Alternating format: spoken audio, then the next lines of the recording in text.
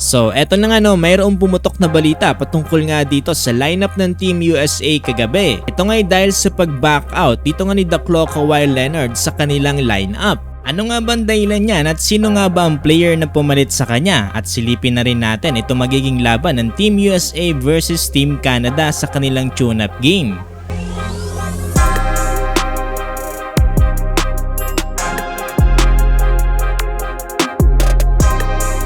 So eto na nga no, ginulat kagabi dito ni Shams Charania ang mga basketball fans matapos niyang ibalita dito ang pag-withdraw ng all-star player na si Daklo Kawhi Leonard. Ito nga para sa lineup ng Team USA.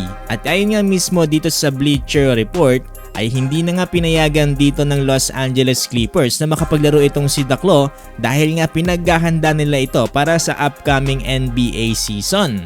Ayaw na nga daw i-risk dito ng management ng Clippers itong si Daklo Kawhi Leonard dahil napaka-fragile nito lalong-lalo na sa kanyang mga previous injuries dito nga sa kanyang tuhod. Kabila niya, nagpasalamat pa rin dito ang isa sa managing director na si Grant Hill dito nga sa pagpa-participate dito ni Kawhi Leonard para sa Team USA. Sayang no, sobrang solid sana ng lineup dito talaga ng Team USA kung pinayagan nilang makapaglaro itong si Daklo Kawhi Leonard. Pero wag kayo no, maraming mga fans ng basketball ang napredict na kaagad na maaari nga daw mag-pull out itong si Daklo dito nga sa lineup ng Team USA. Ayon nga mismo sa kanila no, hindi na daw sila magugulat na mag-withdraw itong si Daklo. Mas nakakagulat nga daw kung mag-i-stay ito at maglalaro talaga para dito sa Team USA. So yun no, hindi natin masisi dito yung management ng Los Angeles Clippers na ayaw nilang i-risk itong si Daklo. Dahil napakamahal ba naman ng sinasahod nito na nagkakalaga ng $149 million dito nga para sa kanyang 3-year deal. Tapos magi-injury lang at hindi nila mapapakinabangan. Na kung saan nangyari na rin kasi mismo nitong nakaraang 2021 to 2022 NBA season. Ito ay dahil sa kanyang turn ACL dahilan para hindi nga makapaglaro ng buong season dito para sa kanilang koponan. Sa kabilang banda matapos nga ang pag-withdraw dito ni Daklo Kawhi Leonard ay kaagad naman nilang inanunsyo na si Derrick White ang papalit dito para sa kanyang posisyon. Well, expected na rin naman to ng mga fans dahil before nga dito kay Kawhi Leonard ay kinukonsider din nilang kunin itong si Derrick White. So dalawa talaga silang pinagpipilian dito before bago nga magsimula itong practice ng Team USA.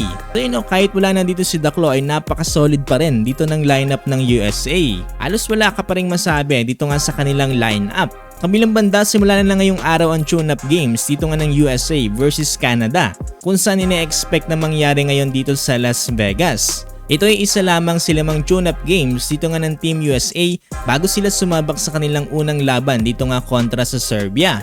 Napakagandang rematch na rin to para sa Team USA dahil nitong nakarang FIBA World Cup ay tinalo sila nito ng Team Canada. Although napaka-solid din ng mga players na pinadala doon ng Team USA pero iba na kasing ang usapan ngayon. So yun, ito lamang ating mga updates patungkol nga dito sa lineup ng Team USA at sa kanila nga magiging laban ngayong araw.